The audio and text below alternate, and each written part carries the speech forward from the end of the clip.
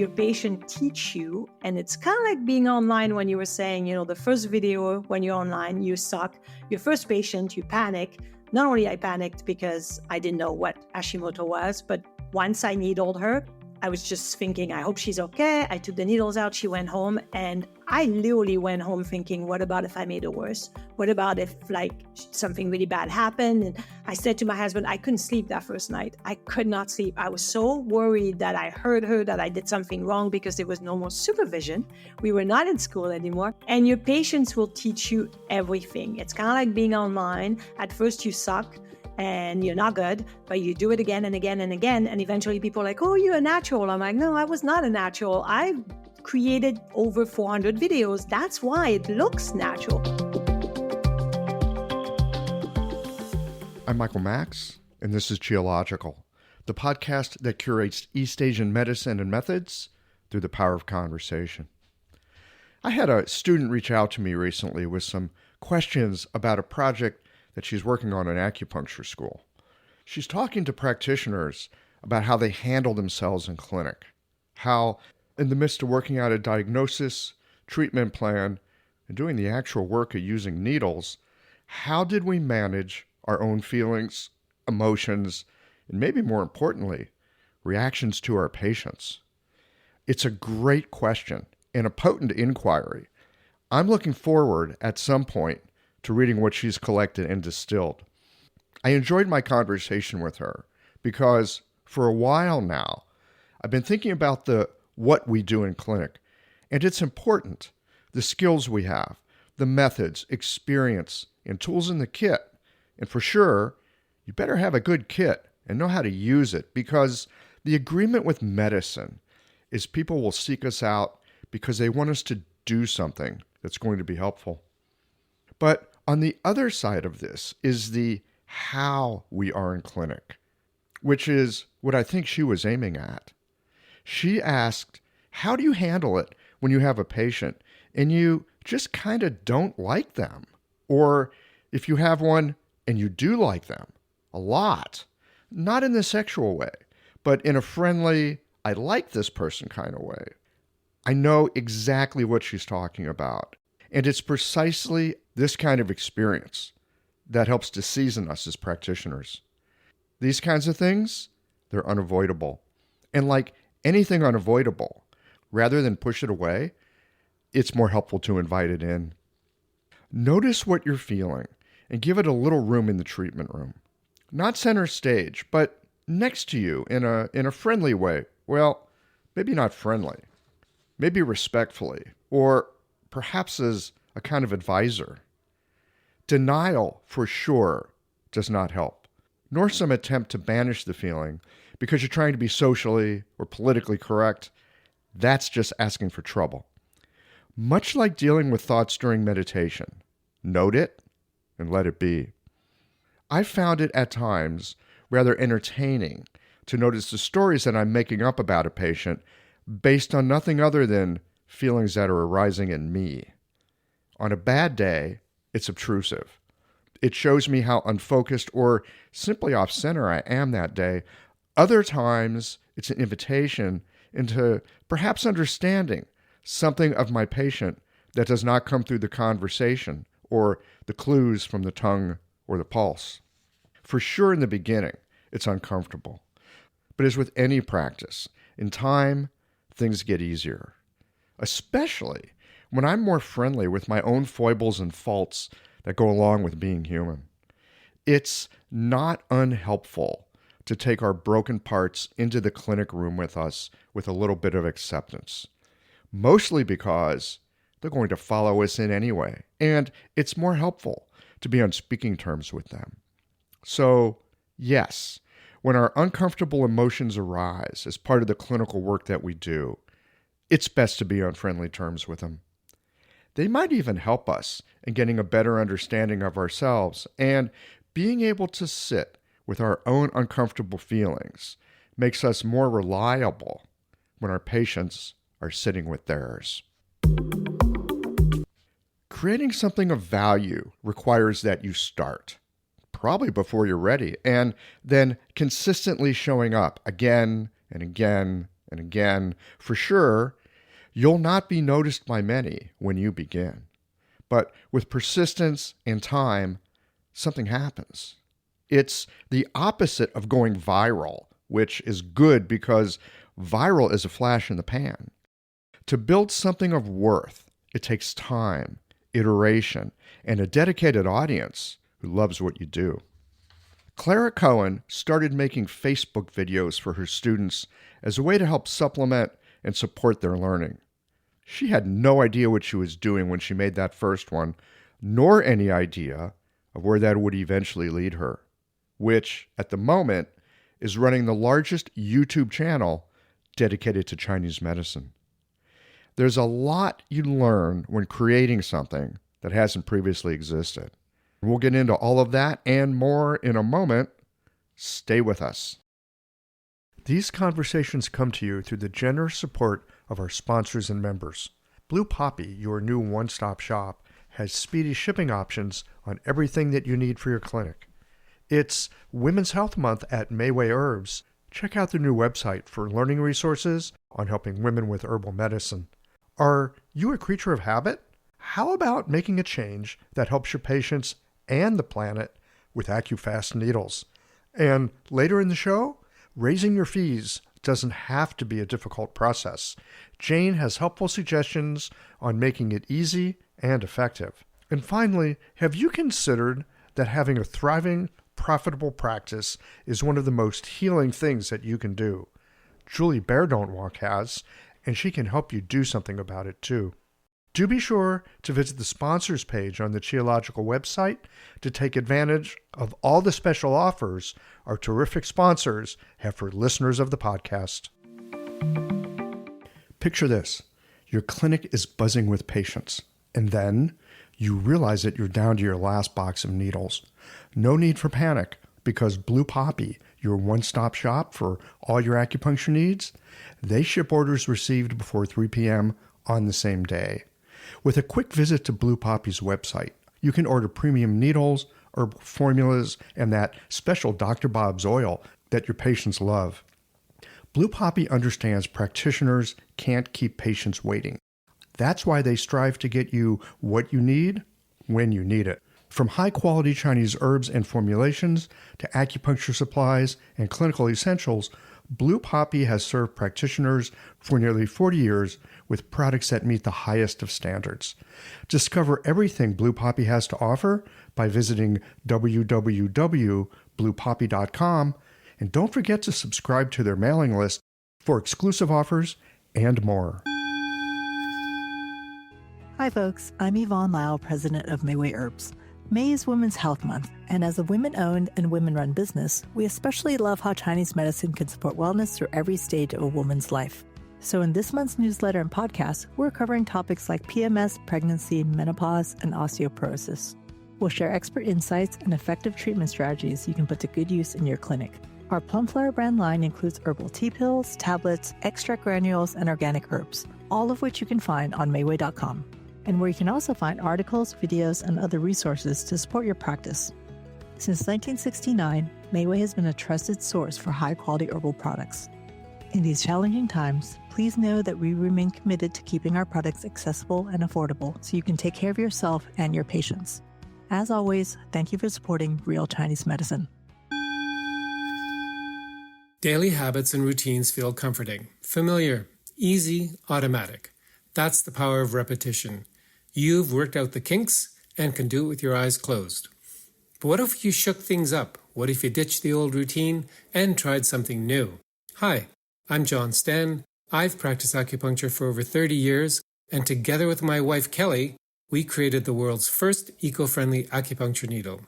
The AccuFast earth-friendly needle system cuts your packaging waste by 60 to 90%, depending upon your needle type, speeds up your needling, gives you more control, and best of all, while you're healing patients, we plant a tree for every 2 boxes your clinic uses. Thousands of acupuncturists have already made the switch.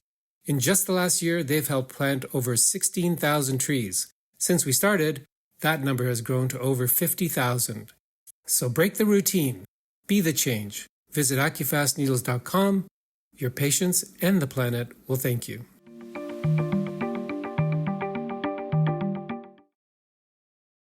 Clara Cohen, welcome to Geological. Thank you for having me. I've been wanting to be on your podcast for years because I've been listening to you, Michael, for quite a while. So I'm so excited.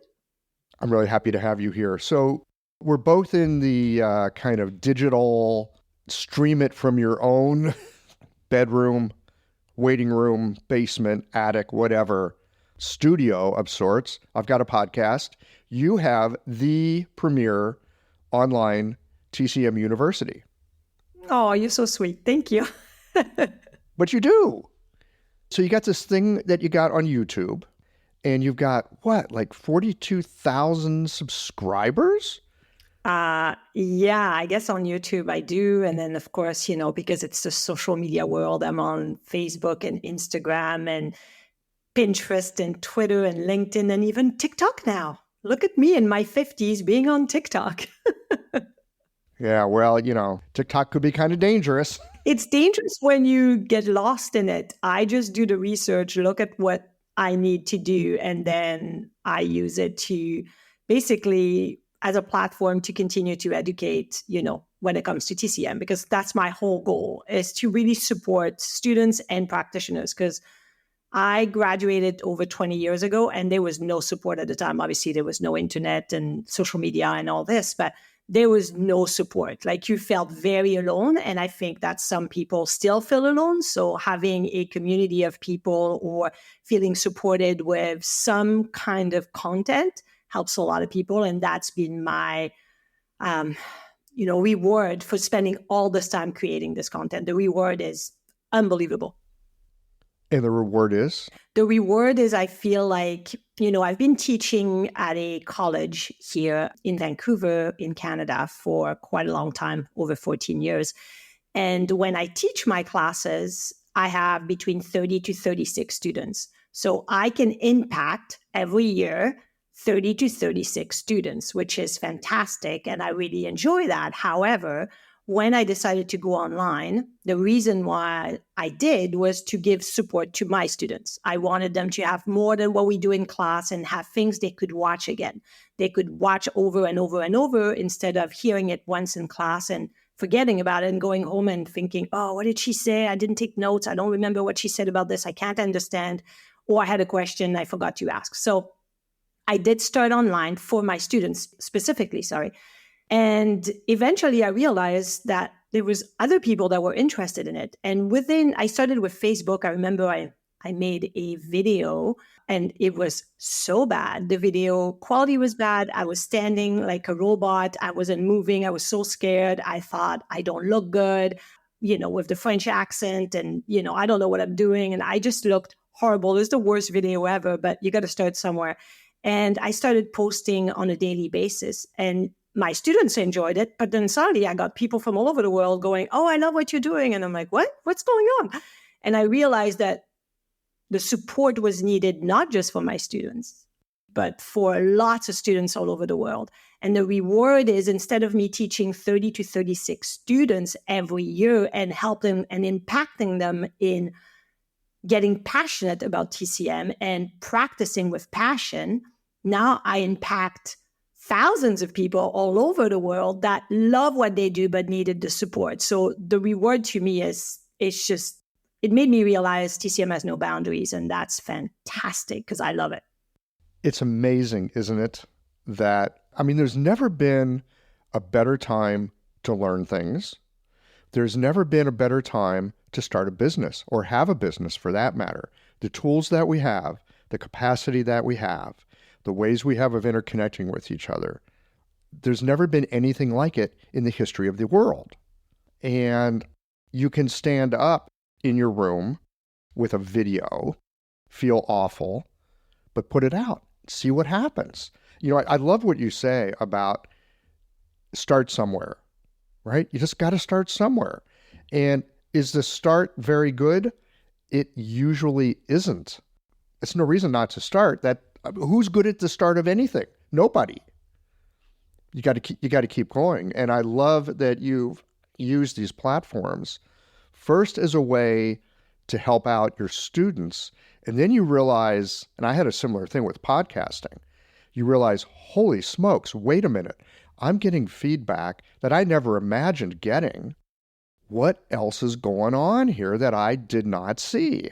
You're absolutely right. The internet opened such a, there's so many people that I've met, and that's air quoting online.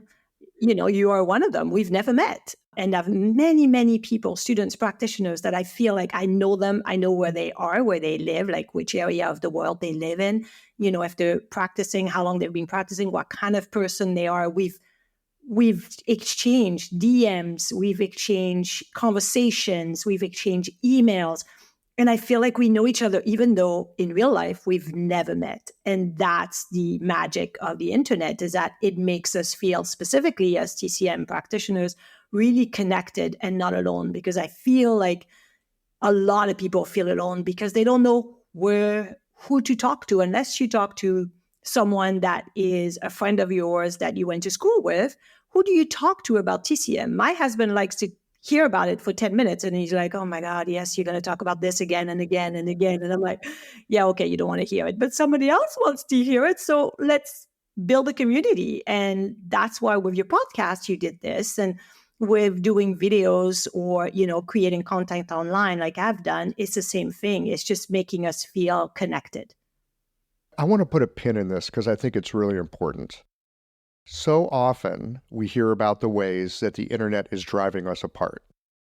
And I would not disagree with it. I would say that there are indeed ways that the internet, social media, the way it's used, the way it's consumed, its effect on especially young girls in their teens, it's horrible, right? It's like really dangerous to their psychoemotive development. There are issues with this internet technology that we have. At the same time, like any fantastic tool, multi-edged, be careful how you use it. You can also use it, again, to connect with people all over the world, support people in their learning, support in creating a community of people who are trying to get better at what they do. It's really a phenomenal thing when used, sort of for the forces of good, for lack of a better term. Now, you started off with Facebook. You just put yourself out there. What kind of feedback did you start to get in the beginning? What was it that made you think, wait a minute, there's something here? And what was that something that you thought you saw? It was interesting because I remember the first comment I got under one, because I did videos, but I also did posts on Facebook, right? And my goal was to post every day something that would support my students or make them realize something or spark an idea or spark an understanding of something they were learning in class. So I remember the first time someone left a comment on the Facebook page, and they were not my students. They were someone I don't know. I looked at the name. I'm like, who's this? And I felt like my 90-year-old mother when she said, I don't understand, like, who watches those videos on YouTube? And I remember saying, well, anybody in the world. She said, well, what do you mean? Why would they watch something or someone they don't know, right? She didn't understand why people would go look at something or someone that they didn't know. So I just felt the same way. I'm like, well, I don't know this person. And then their comment was, oh, this is great. Can you continue to do this daily? I just found your page. And I was like, huh. So I looked at this person and it said that they were from the UK. And that's all I got information from. And I was like, well, that's really cool. We crossed the pond. And it just made me continue to look at that in a new light, where I thought, okay, there's need for support. And so because it started, I remember, I got 100 followers on my Facebook page within a month or so, and they were all students of mine over the years, right? Because I've been teaching. So in school, everybody was telling everybody, hey, go to the page, Clara's doing this. So I had 100 people on it. That was so excited. And I was so proud of myself, because I thought that was great, because that means that all my students are interested and continue to learn and to want to learn more and take the time to go on social media for this purpose, which is the best purpose, in my opinion. And suddenly there was people coming from all over the world. And within 2 months, I reached over 1,000 followers, and that just blew me away. I just couldn't believe it. I was like, wow. And that was at the time, I think it was 2015 or so, 16, and where social media was, there was a big boom, but people were saying, oh, Facebook is losing steam. People are not really going on Facebook. They're going to all the new platform, Instagram and, YouTube and etc. And for me, Facebook was the beginning of everything, and it was working really well. And it kept going and going and going. And then I decided, okay, well, what do you want me to do? So I started asking my audience, what do you want me to do? What is it you're looking for? What can I do to help you? And people were like, oh, can you do an online course where I can learn from you? And so I started making YouTube videos because I was like, okay, I can teach the basics, the 5-element theory, the yin-yang theory, the vital substances. Instead of little bites, I'm going to teach a whole lecture. And I started by doing YouTube with it's still to this day, 7 years later, the 5-element theory that I recorded 7 years ago on YouTube is still my number one most viewed video, and it keeps being the most viewed video, the 5-element theory. And I think it's just because I have a lot of students that watch this, and the comments below and this is a conversation I'd love to have with you, but a lot of time the comments is, I pay thousands of dollars and I learn more from you in 45 minutes watching your YouTube video that I did in 3 hours with my teacher in school. And that makes me both very sad because, because you're not learning as much in school or understanding, and very happy because then I'm there to support them. So I think there's definitely a gap in the education in TCM schools, wherever people are going to that are in the English system, I would say Europe and North America, etc., that it needs to be addressed. It's like, why is it that you understand my teaching and you're not grasping it in school? What's going on, right? So that's a conversation I'd love to go into with you. It's a great question. Let's get into that in just a second, because yeah, that sounds juicy. Before we get into that, I just want to point out, again, we have amazing tools. One of the wonders of the internet is, yes, you can create something once. And it sounds like with your 5-phase talk here, it was an inspired moment, because it's something that continues to get comments. It continues to get views. You can create something, you can do like a virtuoso like performance of something, or just something that lands, right? Just plain common, practical, it lands, whatever. And then it's just available for everybody for the rest of the history of the internet.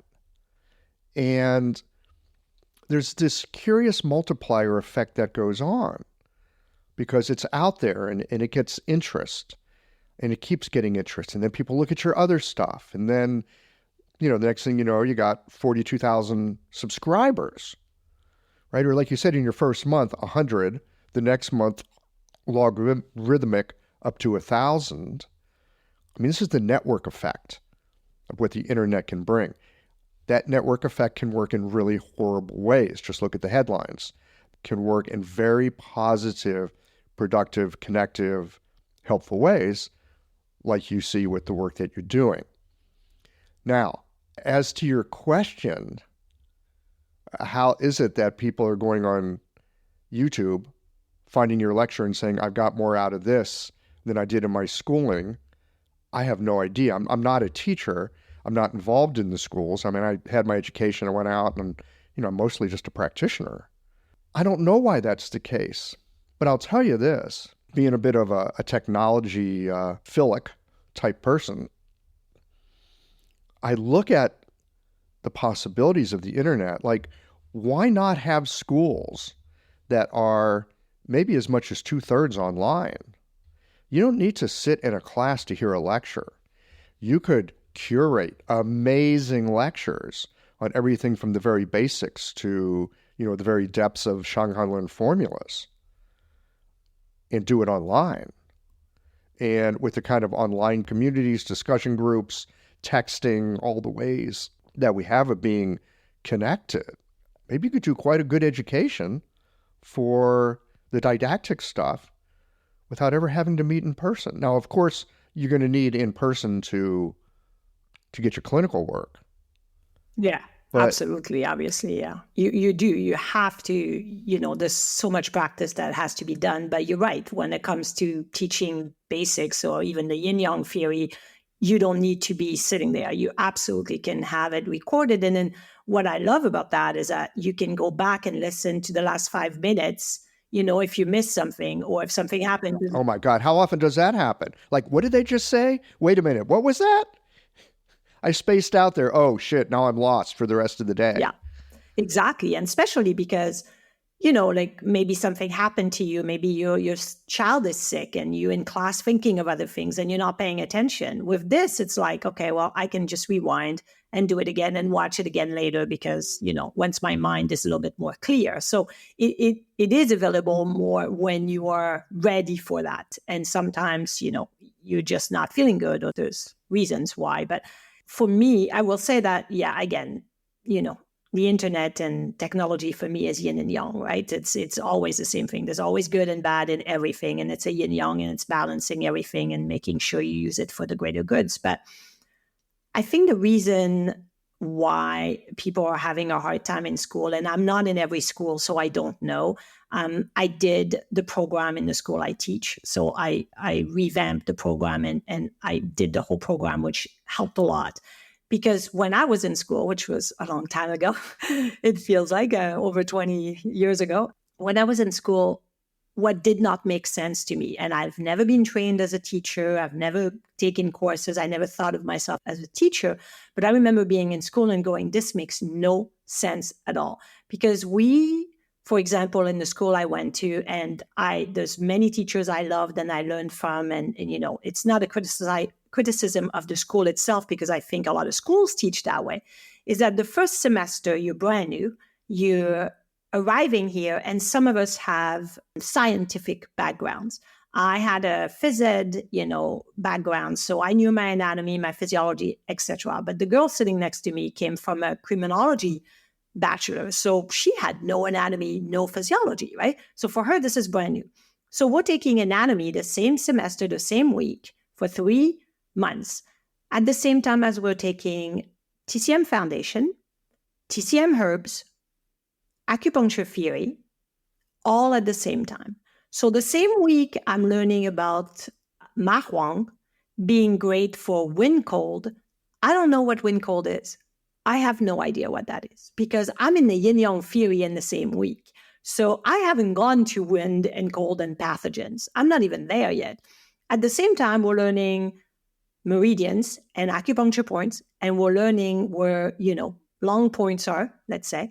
And so many of people in the class don't know the anatomy. We haven't gone to the bones. We just started at the cellular level. So we're not even in the bones or in the muscular system yet. And they're learning. So now we're all memorizing because we don't know where, anything is. I do because I did anatomy, but in general, we're not understanding and we're just memorizing. And we're memorizing things that we don't get. So for me, it's like, well, no, we need to learn anatomy and foundation at the same time. And then start looking at herbs, points, and everything else, because that just doesn't work that way. So we need to reassess the way the beginning of the learning is, and we build on it because it's all about foundation. And I remember one of my teachers used to say, if you don't understand, go back to foundation. And it's so true because the foundation of your house allows your house to be stable. But if the foundation is all over the place, we're not going to be stable, and then everybody's confused. And that's, I think, for my school and for my class, this is what happened. So it took years to kind of go back and re-look at everything later on. But I learned a lot more when I was out of school than when I was in school. Well, I think many of us do.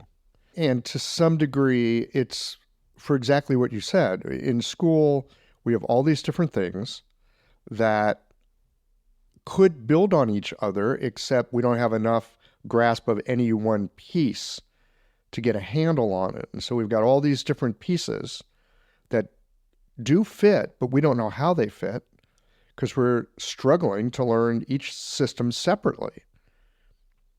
I get that. I think that is, in some ways, why medicine is such an iteratively learned thing.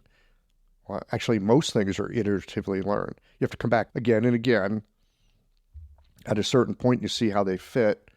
I had the good fortune to go to a school that said, look, your Western medicine things like anatomy, take it before you get here. Like, we don't teach it. We're not going to teach it. We're only going to teach Chinese medicine. So the school that I went to, we all had a basic foundation in the anatomy. Oh, that's great. That's awesome. Right? I hadn't thought about what would it be like if I didn't. I'm listening to you share your experience.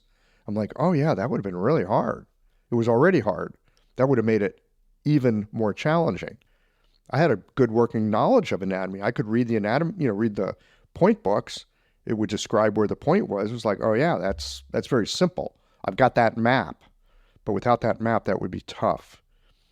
So yeah, parsing things, like what comes first, what comes second, how do you build on a foundation if you don't already have a foundation yet? And which foundation you're going to start on? You're going to start on Western medicine foundation? You're going to start on Chinese medicine foundation? It's a good question. I don't have an answer to it. Again, I'm not an educator, but I think you make a very cogent point about pacing. Yeah, I think there's a lot to it when you teach. And I think there's another point too, which makes it difficult too. Specifically for us when we didn't have the internet when we were in school, is that this is Chinese medicine and it does come from China. And that makes it tough too, because the lost in translation is everywhere, right? I remember buying different books because we didn't have the internet. So I bought the Machocha and the Peter Deadman and the Bob Floss and, all the other, and one of my teacher actually wrote a book as well. We bought that one. And the problem was, I think, because it's a different language and we have to try to translate it for us English-speaking people to understand, the translation was different for every book. So when you're new and you don't know Chinese medicine at all, and you're reading something in one book and reading something in another book that is called differently with a different name, you get so confused because you're like, well, is evil heat different than just heat? I don't know. Like, I don't understand what's the difference, right? So I think that also was really hard. And then, some books call it the Sanjiao, but the other book call it the triple burner, triple warmer, triple energizer, triple heater. And I'm like, oh my gosh, like this is so confusing. What is this? So I think we have that challenge as well, is that the medicine comes from a different language and it has to be translated and passed on into a Western mind, which I think Chinese medicine comes from, a language that's a bit more poetic, and we have something that's more structural in the Western thinking. So that also gets lost in translation and makes it difficult for us to learn at the beginning. This episode is brought to you by Jane, the clinic management software that honestly just makes running a practice easier. Let's dive into something that's never easy, but sometimes necessary: raising your fees. It can feel awkward, right? But here's a tip that can really help. Consider offering flexibility to your patients as you introduce the change. When patients face new fees, it's natural for them to feel uncertain or concerned. That's where flexibility can really make a difference. Offering options like a phased increase, suggesting a payment plan, or even taking a moment to talk things through can help to ease the transition. These thoughtful gestures show your patients that you're listening and care about them, which strengthens the trust you've worked so hard to build.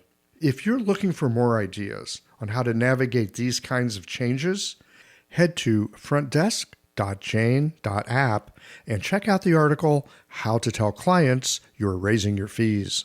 One last thing, if you're ready to give Jane a try, you can use the code CHIOLOGICAL for a 1-month grace period on your new Jane account. Well, you could say Chinese is poetic, and in some ways it is. From having studied a little Chinese, I would say Chinese is very good at being non-specific. English is a pretty specific language. Yes. It's structure, it's specific. You're right. And with Chinese, it's often purposefully non-specific because you want to leave your meaning a little bit in question, because depending on the circumstance, you want plausible deniability on certain things, right? It's kind of built into the culture. It's built into the language. It used to drive me crazy, the way that they would especially talk about structuring things in time. And I'd be like, why can't they just be precise? And it's like, well, because if you get precise, then you could really nail somebody down to something, and people didn't want to get nailed down. It's like, oh, I mean, there's all kinds of cultural stuff that goes in there too. Again, this is a Westerner studying some Chinese. I'm bringing my own biases to it, obviously. But that was my experience with it. And I remember, this is, back when you and I were studying, there was kind of a translation wars going on. Like, do we use this gloss to talk about Chinese medicine? Do we use that gloss? Do we use the Eastland Press? Do we use the Nigel Wiseman versions? And I mean, it seemed to me, and this is just one of the tricks that I picked up as a student, was, look, it's in Chinese. Any of these translations are an approximation of something that I'm supposed to learn. It's a little bit tricky because it's like a puzzle with pieces that have, that the edges change as you're working on it. So yeah, that piece gets tricky. It does. It's difficult. And I'm more of a, kind of like you said, very straight to the point kind of person. So that was really hard for me because I just didn't, I'm like, and some teachers wanted us to say, this is yin shu, and other would say yin deficiency. And some would say something like you would use Chinese word in your diagnosis, and with other teachers, you would not. So, and they were, 99% of all my teachers for the Chinese curriculum part were all from China. So, because they were all from China, I figure it would be like we would learn the same way, but obviously different teacher, different learning. And that was also difficult, right? Because you're like, so we're using Chinese word in this class, but we're not in this class. So, and because it was all new and Chinese, Mandarin was all new to me, that was really hard. That's why, when I started online, I was thinking, I'm going to keep it English and basic and very simple, unless there is no specific translation for that particular word. So I'm going to keep it qi, because qi, you can't translate it with a word, right? Because it's a concept. I'm going to keep it yin and yang because it's a concept. You can't translate yin and yang. I'm going to keep it sanjiao instead of triple, heater, warmer, burner, energizer, because first of all, too many translations. And second of all, we don't have a sanjiao in our anatomy, in our Western anatomy. We have a heart, we have a pericardium, we have a small intestine, etc., but we don't have a sanjiao. So I'm going to keep it that way. So I decided in my teaching to only use Chinese when there was no translation that was, a word that already existed in our language. That seems like a reasonable thing. Because I wanted to make it easy. So, yeah. Yeah, because if we're going to be doing this in the English language, in a way, we need to build up a standard vocabulary so that we can easily communicate with each other. I mean, if you speak Chinese, that's another thing. You might be able to get it. But if you don't, it's much more tricky. That said, I would put in a plug for anyone to go and learn some medical Chinese. And the reason for that is, while that may seem daunting, medical Chinese is a very narrow vocabulary. Maybe a couple of few hundred words, really. It's only a couple few hundred words. It's quite doable. Even if you're not good with languages, it's quite doable because it's a limited vocabulary. I mean, in some ways, it's easier to learn the vocabulary of Chinese medicine than to learn how to read a very simple newspaper. Yeah, I absolutely agree that you need some basic words. It'll help a lot. I think for me, it helped a lot in learning herbs. Once you know that hua is flower, then you're like, okay. And then I know that hong is red, then hong hua is red flower. So you're like, oh, okay, so that's safflower. That's easy to remember, right? So I think that's important to know basic words that are going to be connected with Chinese medicine, especially when it comes to learning herbs, because acupuncture, you could still get away with just numeric, the meridian and the number. I know a lot of schools also teach the name of the points as well. We were not taught the name of the points. We were only taught the numbers. So, but that helps a lot because once you understand what the name is, it might give you a clue of where it is, what it does. It's a really good to know. Unfortunately, not every school will teach it. So our school did not teach it either. And here's what else our school did not teach that I found very helpful is the full name of a meridian. So instead of calling it the lung channel, you call it the hand tie-in lung, because hand tie-in, that already begins to tell you a lot about the character of this channel, lung. That comes last. And we often use that as a shorthand. Well, the lung channel, meaning the hand tie-in lung channel. But I found that when I started thinking the full name of a channel, I had a better understanding of innately what kind of dynamics it would have. That's a great point. You're absolutely right. That's a great point to do it that way, because you're like, okay, it's a yin, it's the lung, and somehow it starts or finish at the hand. That gives you a clue right away, because you're right. When you first start to remember all those meridians and where they go and where they are, it's so hard. But if you start saying it with the full name, that would help so much. That's a great point. Yeah, at least it helped me. But that was after 15 years of practice. Oh my gosh. Yeah, well, you learn a lot from your patient because, I remember, and this is why I love TCM, just a sidebar, but I remember my very, very first patient. I remember she wrote down reason for being here today. She said Hashimoto, right? And she just wrote down Hashimoto. And I remember looking at it and my heart completely sinking because I didn't know what that was. I had never heard of the word Hashimoto. I was not taught in school that word. We were taught so many disorders, but this is a disorder I did not hear. And so I just thought, oh my gosh, I don't know what she's here for. And then I thought, no, I'm just going to ask my question, do my consultation, do everything else.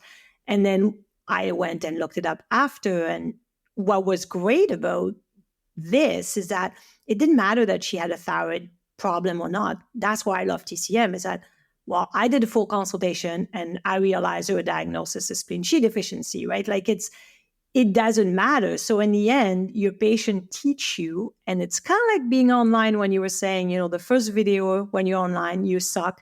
Your first patient, you panic. Not only I panicked because I didn't know what Hashimoto was, but once I needled her, I was just thinking, I hope she's okay. I took the needles out. She went home. And I literally went home thinking, what about if I made it worse? What about if something really bad happened? And I said to my husband, I couldn't sleep that first night. I could not sleep. I was so worried that I hurt her, that I did something wrong because there was no more supervision.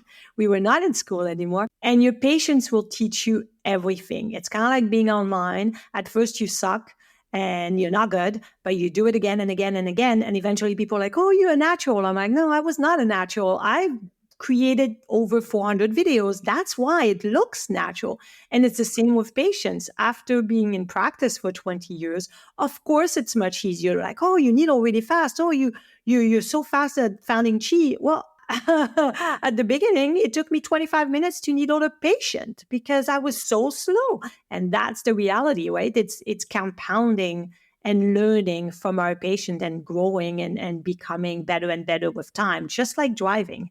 Anything we learn at the beginning, we're not good, but repetition makes us so much better.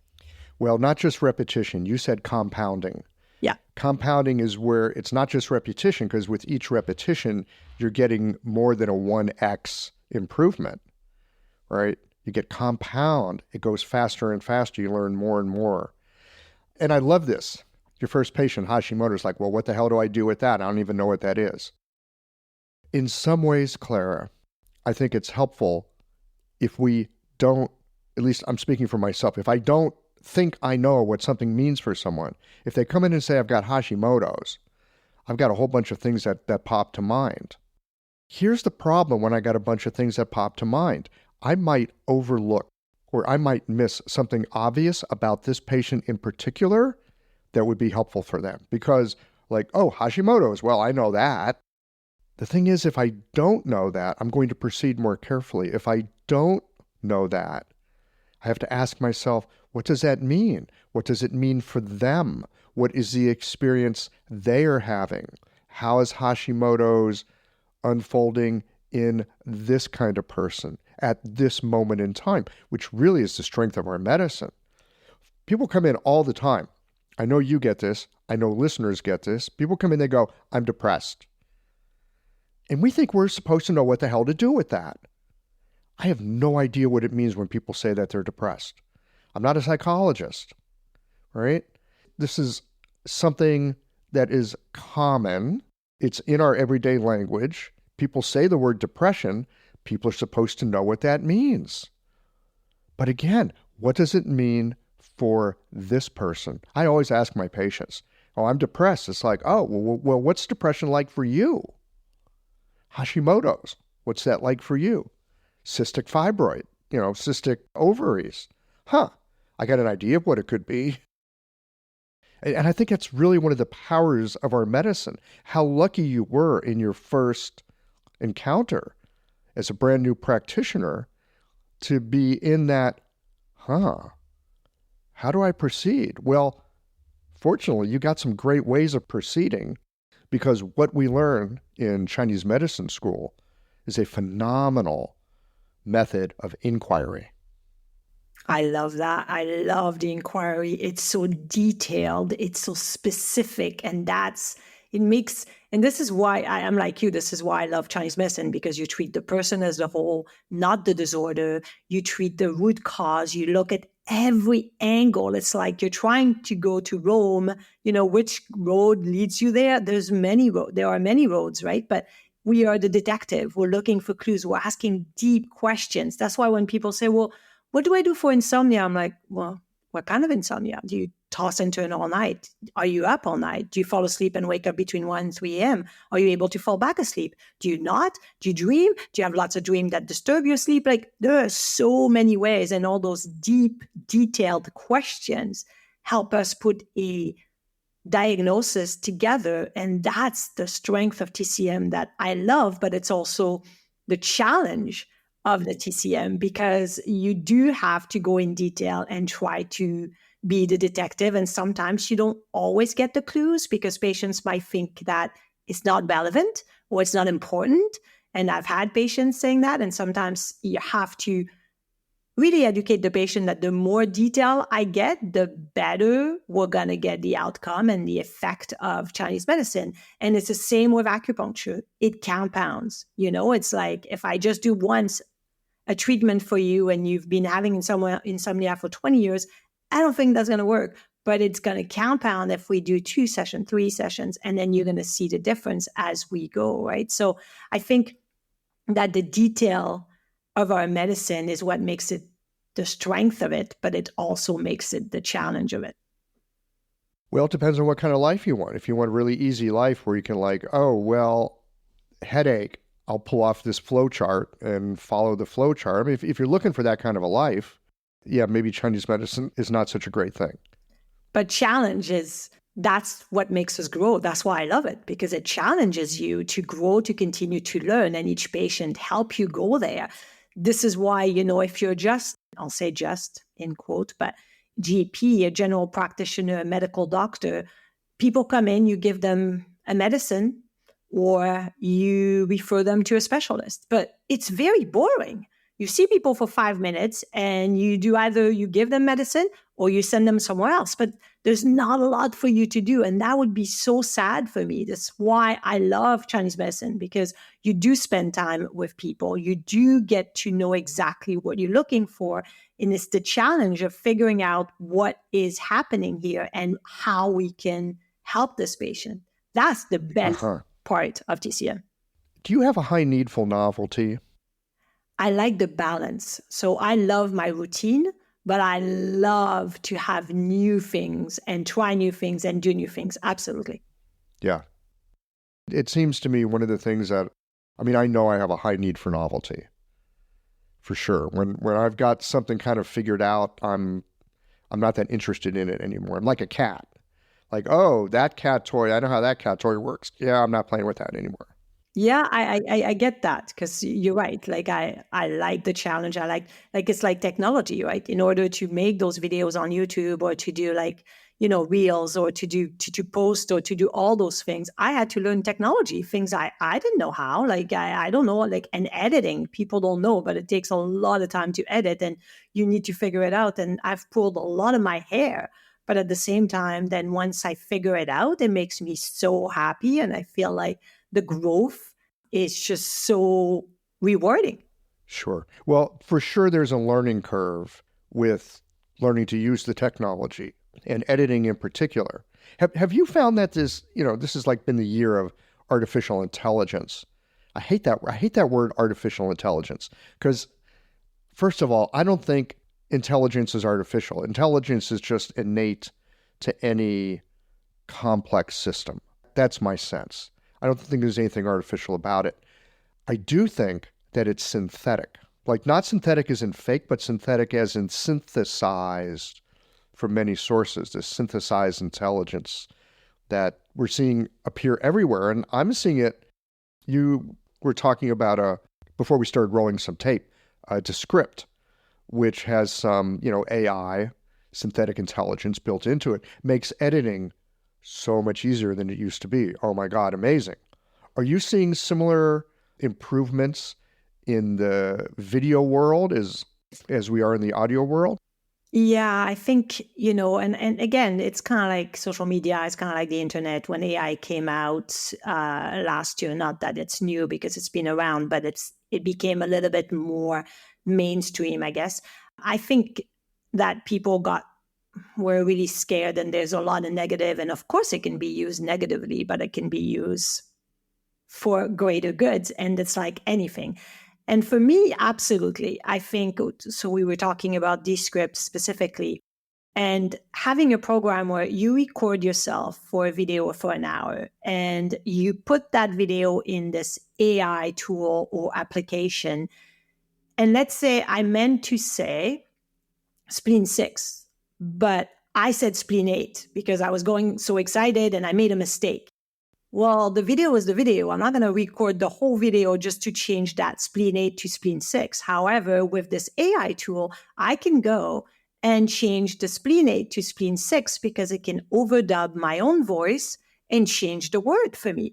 That saves me so much time. I don't have to worry about putting something on the video or text saying, sorry, I should have said spleen 6 here. It's not spleen 8. So that's the first thing. And the second thing is, like, sometimes because I have a French accent, because English is not my language, sometimes I don't pronounce something very well. And so I say it again. It's like I'll say dictionary. Oh, no, dictionary. And then I'll say the sentence again and I'll say, oh, I went in the dictionary. And all the time that I said it wrong, I can just erase that. And that's gone out of the video. And that makes it so much easier. And yes, if it's a blooper and it's funny, I'm going to leave it. But if it's something that just it's not of value for anybody, then I'm just going to take it out. So I think AI is amazing for videos, also for thumbnails now. There's AI to tell you if your thumbnail, you give it 2 or 3 thumbnails for your video on YouTube, and it'll tell you, oh, this one is much more attractive than this one. So that's great, because if I spend hours making a video, like I record myself, edit, it takes 8 hours to make, for me, 40 minutes video and upload it and do all the description and etc. If I have a thumbnail that is going to be more attractive to people so they can click on it, and then if they found the video of value, great. If they don't, then obviously they can walk away and their time is saved. But if I don't have a good thumbnail, they might miss out on a great content. So AI helps me put it in front of people, and then they can decide once they start listening if this is for them or not, right? So it's been very good.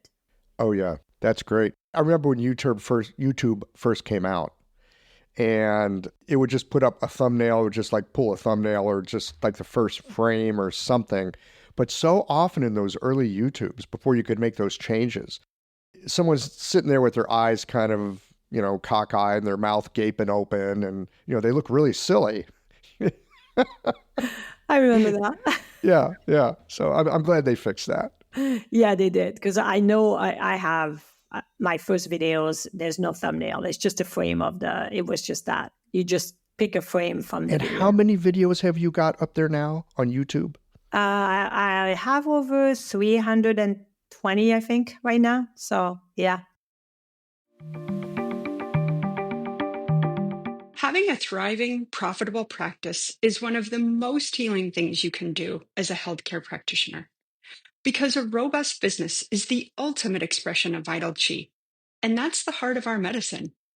I'm Julie Bairdontlock, and I help practitioners grow nourishing, profitable, authentic businesses that embody the generative cycle of Chinese medicine. This isn't about all yang all the time. It's about expanding your own internal capacity, growing collaborative relationships with your patients for ethical patient retention, and marketing as an extension of this medicine, not a necessary evil.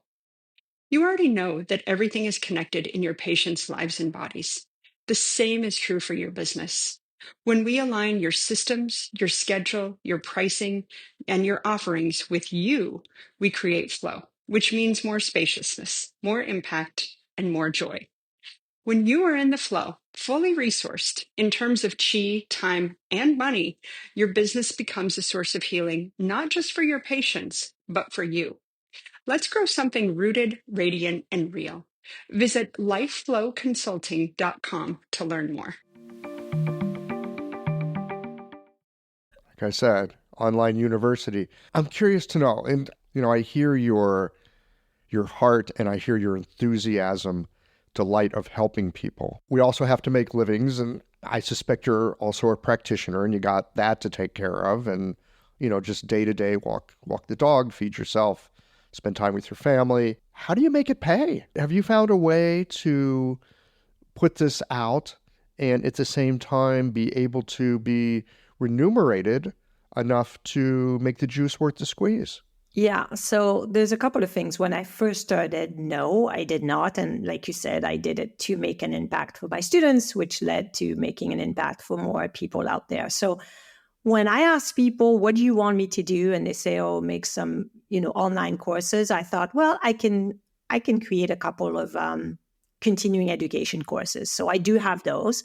Where I have some continuing education courses, with, on my website, which is great for people when they need specific subject that they want to look at to when it comes to continuing education. So I did that.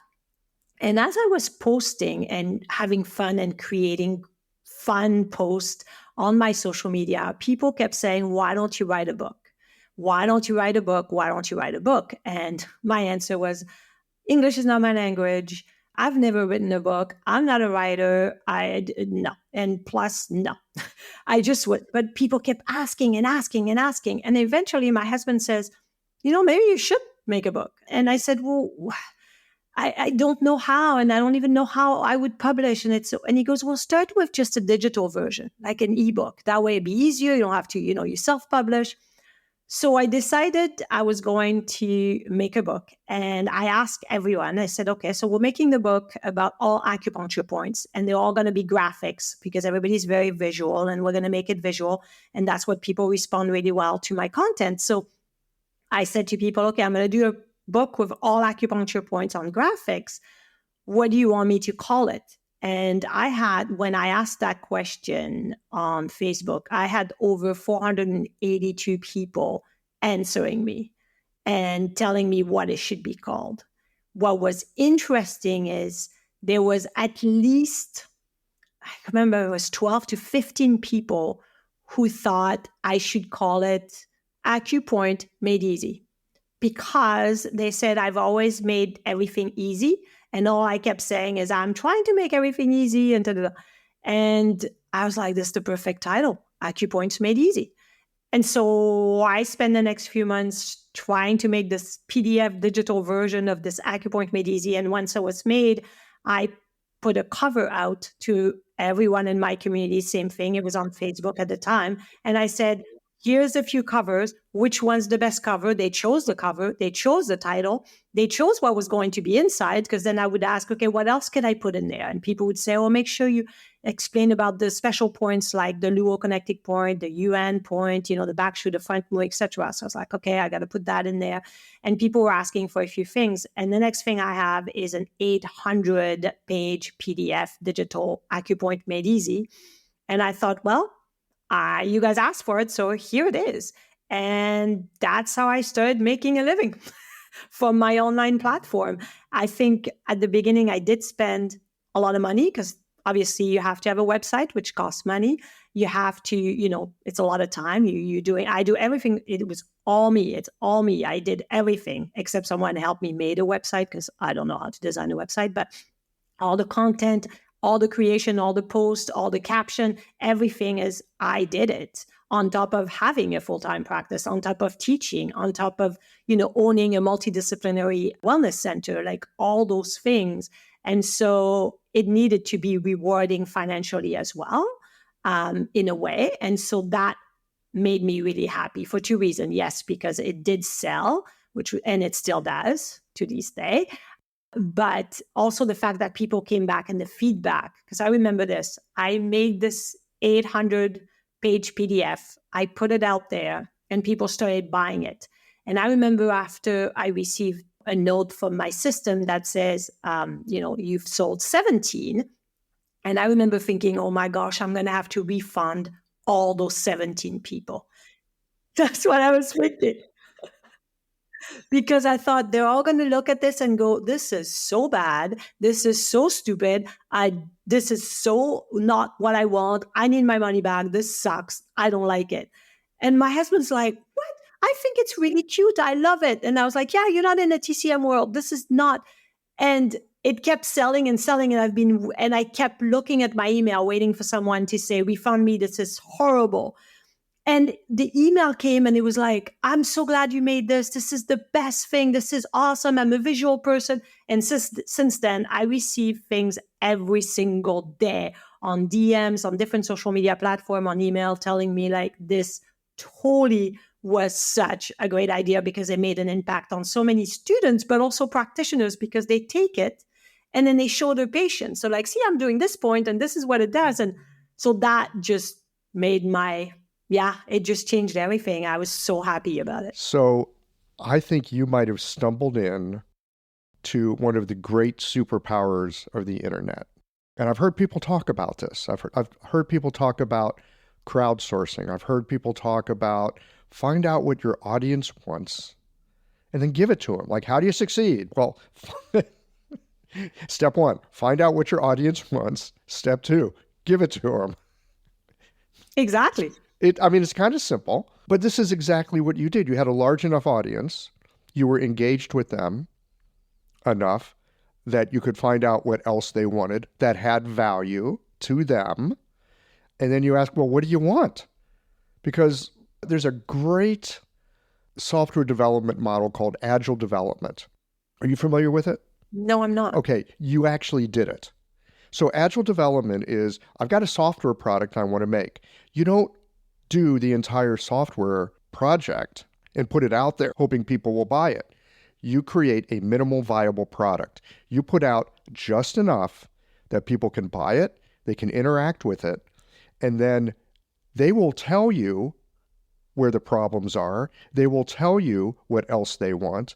They will tell you, here's some other ideas of things that would make it better. And the idea is to put something out there in a way that has your audience interacting with you, and you take that interaction, and that's what you build. You don't have to come up with the idea yourself. You have to listen. It's like being in clinic. Like, what does a patient need? Oh, they got Hashimoto's. Oh, fuck. What does that mean? What do I do with that? Well, I'm going to listen and see what they tell me that they need. And then you craft a treatment. And you've done the same thing with your book. What do you all need? We need a point book. What kind of point book? It's something easy. What should I call it? Acupuncture Made Easy, right? It's like, which of these covers do you like? How do I know what's a good cover? Hey, y'all, which cover do you like? You did agile development. That's exactly how it works. You have to be open and capable of taking feedback and seeing what people want. I don't think it's any different than how we operate in clinic. It's one of the benefits of learning the medicine that we learn. It opens us to a kind of inquisitiveness, and we have tools for going even further and deeper with it if we want to. So that's awesome. That's a great point. Yeah, it's listening to what people are asking, even though it's scary because just like the Hashimoto, you don't know what to do at first, but you just go and use the tools that you have, right? And for me, I remember I had already made about 80 graphics for fun that I had posted all the time on Facebook. And, I posted on Facebook every single day at 6 p.m. since 2015. I've never missed a day except when my mom passed away and I had to fly to France. And people, this is how the community was that touched me very much because people DM me and said, "You didn't post yesterday. What's wrong?" I got to France because, of course, I was traveling. It was my mom passed away, and we were in Las Vegas. I had taken my husband to Las Vegas for his birthday trip, and we got the call. So we had to come back to Vancouver and then fly right out. So when I got to France, I remember getting so many DMs. People like, "What is going on? How come you didn't post? You never miss. Something's wrong." And that really touched me because people realized, like, this is weird. She's so consistent for years. And suddenly, it's been 3 years. I never missed a day. And it was very touching because that's, it doesn't matter if you bought a book or a course of mine or never, ever. If you support what I do and you show up and you share my content so everybody can benefit from it, then you're part of my community. You're absolutely a rock star for me. So, showing up is huge, and consistency is huge, and passion is big. Passion for TCM, to continue to provide and listen to your audience, and grit. You have to have grit when you're online because it is scary because some people sometimes say really mean things. And I knew that would happen. But however, if 99% of the people are really happy and are very thankful and grateful and take the time to be there and supporting you, then I have to forget the 1% that, really broke my heart and said something really mean because I'm very sensitive. And online, that's going to happen, right? And you can't please everybody. And the grit is the same in practice. When people practice and maybe they're not really busy at the beginning and they feel like, oh my gosh, I'm not going to make a living. And what am I going to do? Do I need to get a second job? What is going to happen? You have to have grit. You have to, if you fall down, get up and try something else because eventually you'll get there. It's just don't give up, right? That's my motto. I've always been passionate. If I'm passionate, I can do anything. If I'm consistent, then I see results. And if I have grit, then when it's bad, I get up and I do it again. Where do you think you got your grit? My husband asks me that question all the time because, I came to Canada and I didn't know anybody. I didn't know English. I didn't have a place to stay. And so I came to learn English for 1 year and I stayed, obviously. How old were you when you did that? I was 23. Mm-hmm. It's been a long time. And, Europe was opening at the time and becoming the European community. And everybody was like, we're going to need to learn English. We're going to need to know English. And I'm from the French Alps. So I knew Italian because they were right next door to us. And that's how we learned Italian because we were in Italy all the time. But English, I didn't know. So I thought I need to learn English. And I've always wanted to see the Rockies. So I thought, Canada, I'm going to apply, see if I can go there. I get a visa. I come here to work. I don't know a word of English. I don't know anybody. I don't have a place to stay. I don't have a job. And I had at the time, I had $490 in my pocket and I didn't have any way to get more money. My mom is a single mother. She's on the minimum wage. There's no credit card. There's no nothing. So I had to make it work.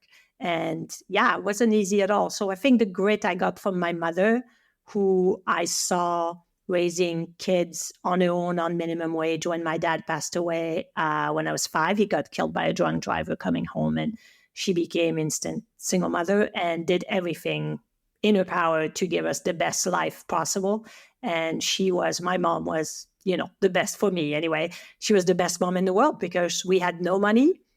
And she taught me everything I know, like everything. I remember when I was little, I would say, I want strawberries. She's like, no, they're too expensive. You just eat a banana. But I want strawberries. She's like, no. And I'm like, I would get mad and say, we have no money. We can't do anything. We don't go on holiday. We don't have anything. We lived in a 1-bedroom apartment, all of us. I have 2 brothers, older brothers as well. And my mom would say, we have our health. That's number one. Anything else is we have each other. After that, the money, don't worry about it. We're fine. We're happy. We're good to go. And I remember thinking, she doesn't understand anything. Who cares about health and each other? I want to be able to like travel and have my own bedroom and have my own shower. And, because we wash in the sink, we didn't even have a shower. And so I remember, and, I'm sitting now and all for years and years, I'm thinking, wow, she knew everything. My mother knew everything. Without health, we have nothing. And this is why we are in this health industry, because you can have millions, but if you're not healthy, it doesn't give you anything. Health is everything, and a community, a supportive people. Those are the two most important things in life. My grandfather used to always say, if you have your health, you have everything. Okay, now, as a younger person, I was thinking, no, I don't have everything. I mean, you've got a lot. You got this great farm you live on. You have these nice businesses that you built. You drive a really nice car.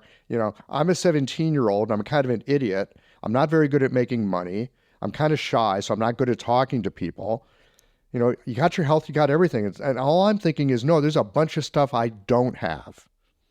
Well, in time, here's what I discovered. If you got your health, you have the capacity to create a tremendous amount. You have the capacity to learn. You've got the capacity to make money. You could buy the fancy Grand Prix like my grandfather drove back in the 70s if you develop your capacity, and you need your health to have that.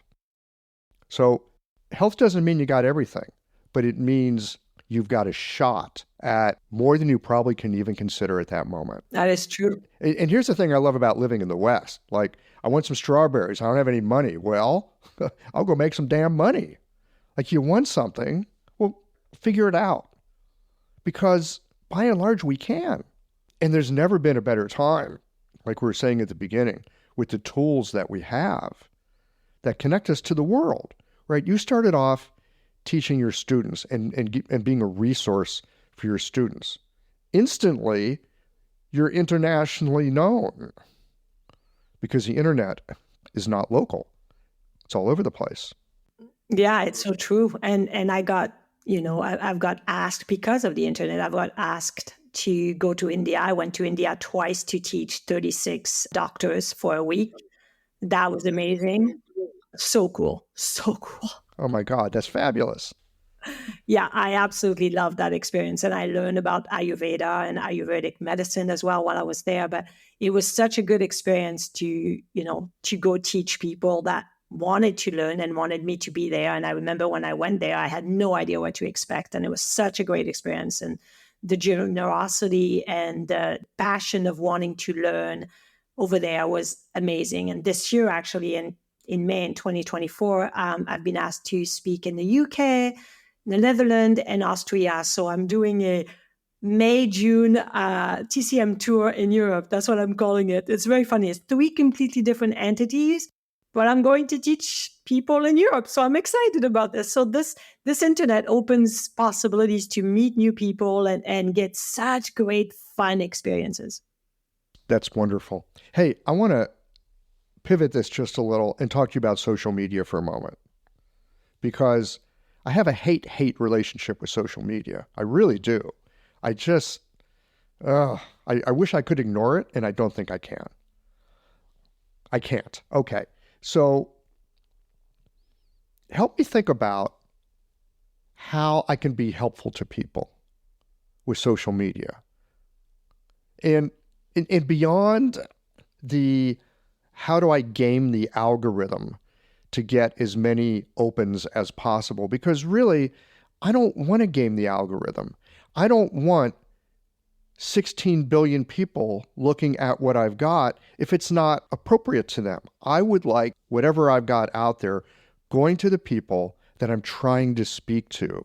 I want people who do Chinese medicine. They're interested in Chinese medicine. I want to reach them. I'm not interested in the health influencer. I'm not interested in the casual, I'll do some acupressure for beauty, or gua sha to make my skin look better. I want to reach practitioners. I want it to be useful. And I'm not trying to get a bunch of opens. I'm trying to get the material to the place where it will do the most good. Does that make sense? Yes, of course. Okay. Of course. So help me think about this. Yeah, there's a couple of things. I think it's really important to pick one platform to start with, right? Because obviously, if you look at, people will say, oh my God, you're everywhere. Yes, I am on every platform now. But when I first started, my comfort zone and where I hanged out was Facebook. So I started with Facebook because it was comfortable for me. And so that's where I started. So pick a platform that you enjoy consuming and you enjoy being on. So if it's YouTube, then pick YouTube. If it's Facebook, Instagram, whatever, wherever you feel like this is where I really like to hang out, that's where you should do, because it should be something that, because you said I have a hate. So I think it's important that there's going to be a bit of a love-hate in there and make it balanced where you enjoy the platform. So pick a platform you really enjoy, because that'll make it much easier than doing something you don't like. I think that's important to really enjoy it. So let's say you pick YouTube.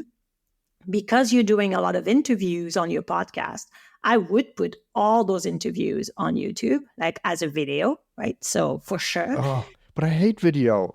I know, but it would be great to start with. Now, if you hate video because you're a podcaster, I totally get that. Then you can use, there's a couple of things you can use. Obviously, you can pick, let's say, Facebook or Instagram, because the biggest platform out there are definitely Facebook, YouTube, Instagram, and then TikTok is coming right behind it. So when you look at everything, the biggest search engine is Google. So YouTube is the biggest search engine. So when people are looking for something, YouTube will come up much faster. However, the most users are going to be daily users are still on Facebook in the world when you look at the world. So that is where practitioners hang out, I think, mostly on Facebook, Instagram, and YouTube. The other ones, not many. So you got to pick one and you got to have fun with it. Now, if you don't want to do a lot of videos, then sound bites. Obviously, all your podcasts can have sound bites, right? And those can be done. Now, you can also use AI, and you don't have to be on videos. You can use AI, and there is a lot of AI platform now, like InVideo.ai. That's a really good platform, InVideo.ai, where you can take some of your sound bites, maybe a minute of something that you said or your guest said that is really profound or that could be so useful for practitioners. And you can take that text and put it in an AI that's going to make a video with it and keep the voice of the person, but it's going to make a B-roll background. So it's just, you're not in it, but there's going to be something to watch with the sound, right? So there's a pretty background. It's someone talking against waves crashing on a shore, or wind in the trees of a forest, or clouds, or what else could it be? Okay, so let's say I decide to say, oh, my very first patient came in and had Hashimoto, and I did not know what that was, right? And so, but what I love about Chinese medicine is that, we can treat everybody in any way we can by doing the inquiry method to start with, an observation, and then we can make our diagnosis. So knowing about Hashimoto or not was not a problem. So let's say that's what you took out of it and you decide to make a video. You put this in an AI application. They are going to put B-roll of someone needling someone looking tired because they have Hashimoto, someone going to school, learning Chinese medicine. You might see some Chinese medicine graphics behind, or someone doing calligraphy or the yin-yang symbol. It's going to be much more specific to what you're talking about. So it's kind of like watching a movie without the main characters. Wow. And the AI will take and generate that based on your content. Correct. That's kind of cool. Yeah. Wow. I know. So nowadays I would not do that because I think it's really hard to connect with people. You still have to kind of make it where it's you sometimes and it's AI sometimes. The good part is it's your voice or your guest voice. So that's still you. But there are now brand new YouTube channels that are completely AI generated. So people will go and make a channel on, the weirdest things in the world. And then they'll go to an AI like ChatGPT and say, tell me the 10 weirdest thing that happened in North America in the last 10 years. And it'll tell you the 10 weirdest things. And then you'll take each things and say, can you write a script for that specific weird event that is less than 1 minute for a, TikTok? And the script will be written. You take that script, you put it in the AI generating video, and now it has a video that generates everything with the script, and it has a person speaking. You can pick a woman's voice, a man's voice. It's crazy. There are channels that literally in the last 3 months went from 0 to 2 million subscribers by doing that. 2 million? Oh, yeah.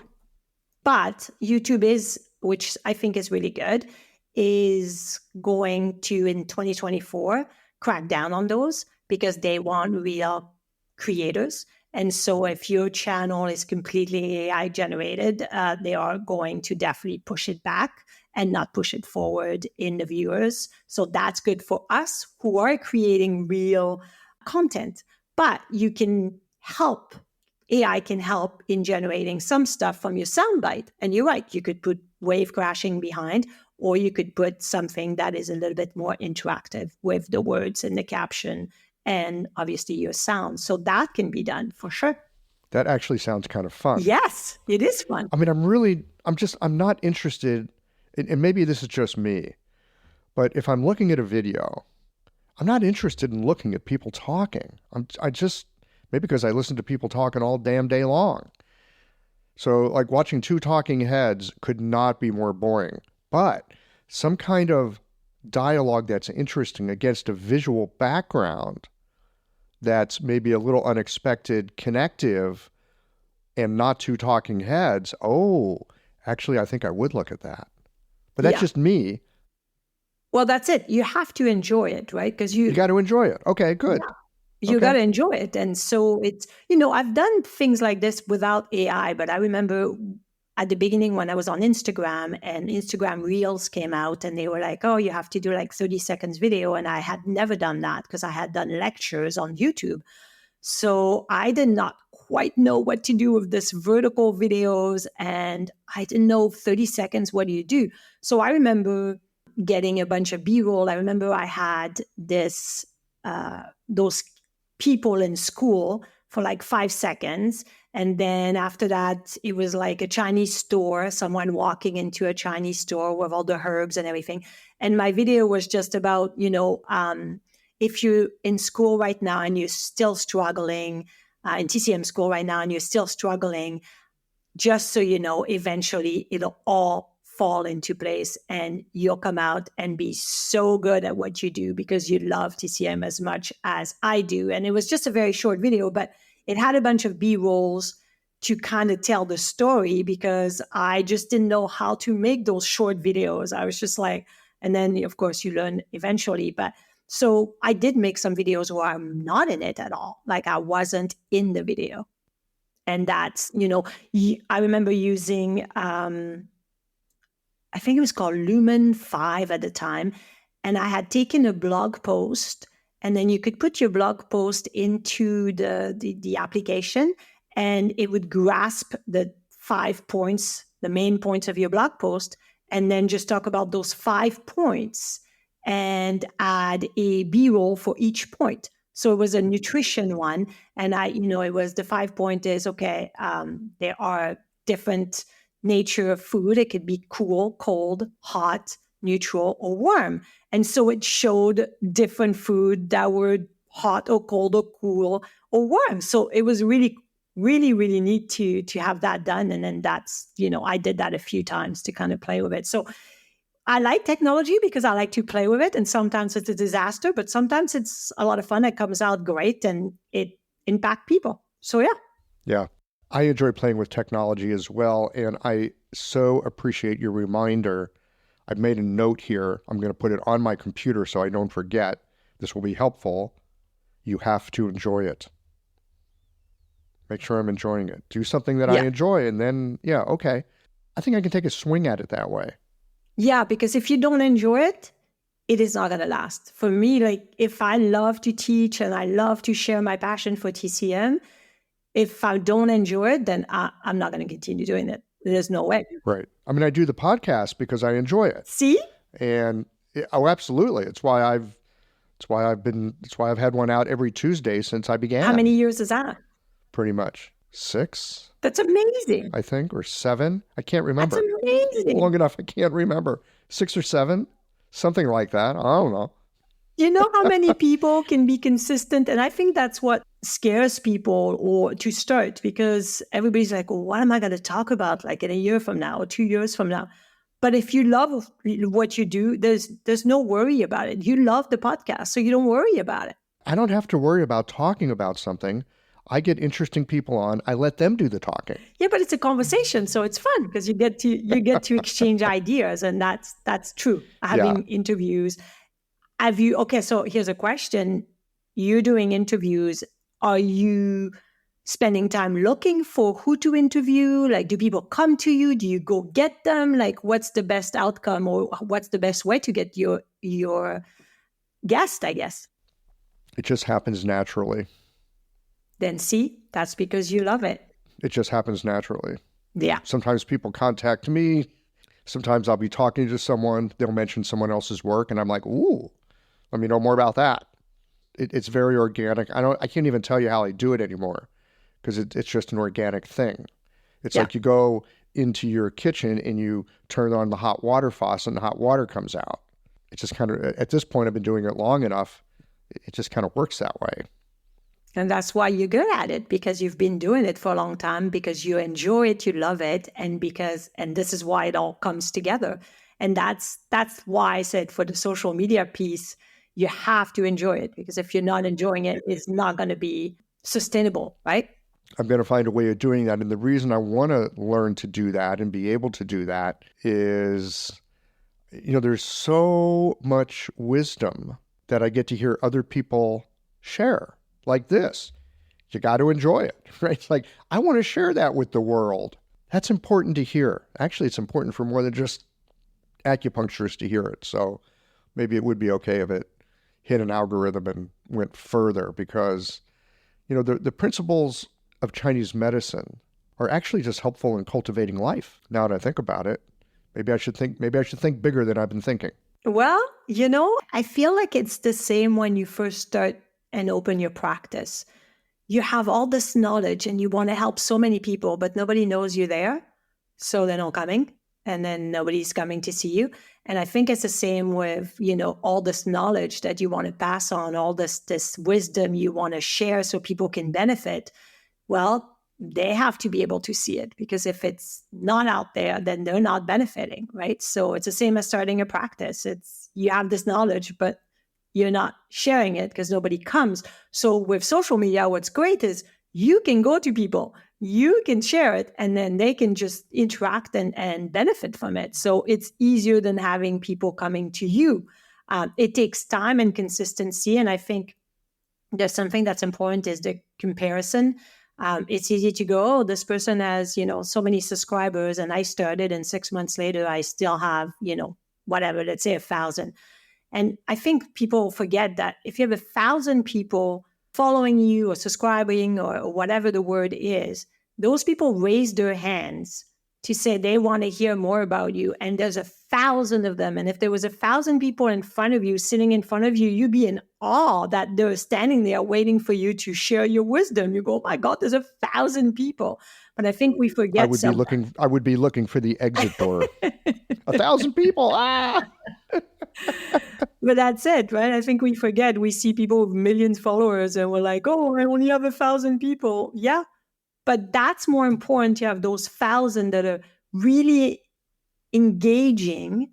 And that's what's more important. It's engaging community than having, millions of people, but it's not really bringing anything to both parties. So to me, it's not about being super big. It's about making an impact at the level that needs to be done.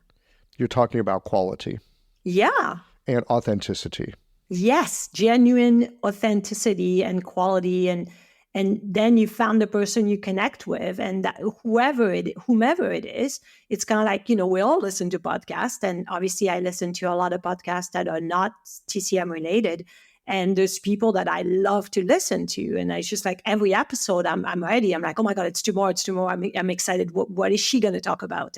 And other people, it's like, I listen for a few weeks. I'm like, yeah, no, not my cup of tea. And I think I'm just going to move on.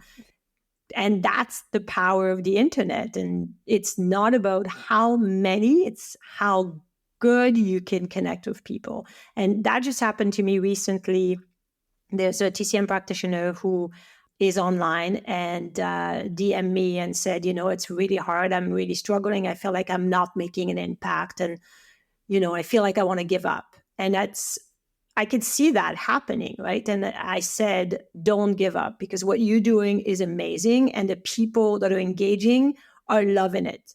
And he just released a video where he was very vulnerable and exactly explaining that, and said that, now he's ready to continue, and that making an impact for 1,000 people versus, other people that have 40,000 subscribers or whatever is still very, very important. And those 1,000 people are going to be so thankful and grateful that you kept going and you didn't give up.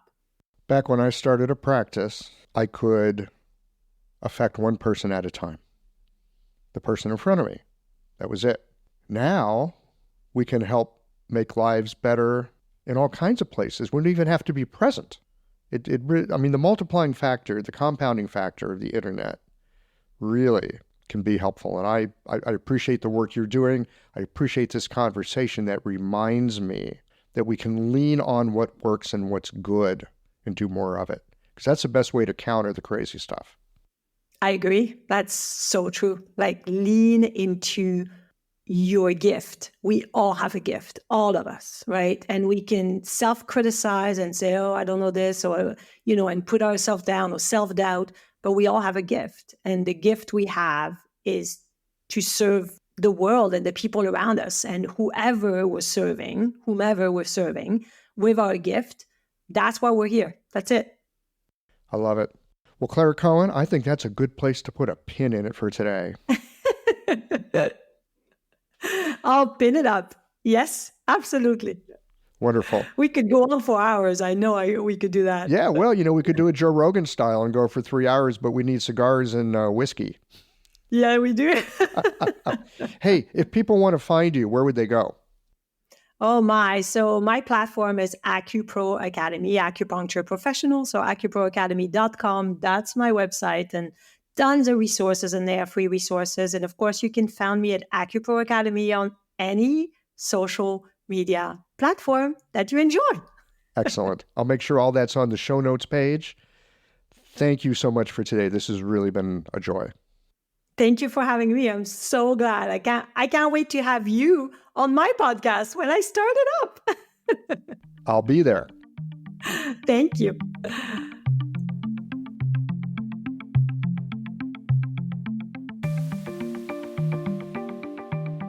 I loved hearing Clara talk about the first time that she stood up in front of a camera to make a Facebook video.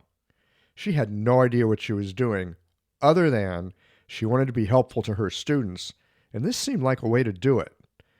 In our social media world of influencers and experts, there are many who are drawn to these tools as a way to promote themselves.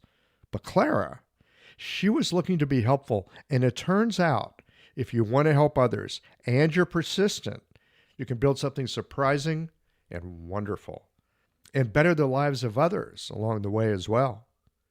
We've never had better tools or more ways of connecting to the people that we want to serve. What Clara has built is a good example of what the entrepreneurial spirit is capable of creating. This conversation with her reminds me that value and success are never created overnight. It takes the turning and compounding of effort over years. It takes deciding that you're not going to stop, and requires the humble virtue of asking for help along the way. It's not about having a good plan, but more about uncovering the opportunities that show up along the way. Well, here we are at the end of this episode. If you've listened up to this point, you're either a rabid fan of Qiological or the forward button on your podcast player stopped working. If you are indeed a fan of the podcast, you can help us to bring new episodes to our community of practitioners by supporting us with a membership or a one-time contribution. Details, of course, are on the website. That's it for today, friends. Join us again next Tuesday for another thoughtful episode of Qiological.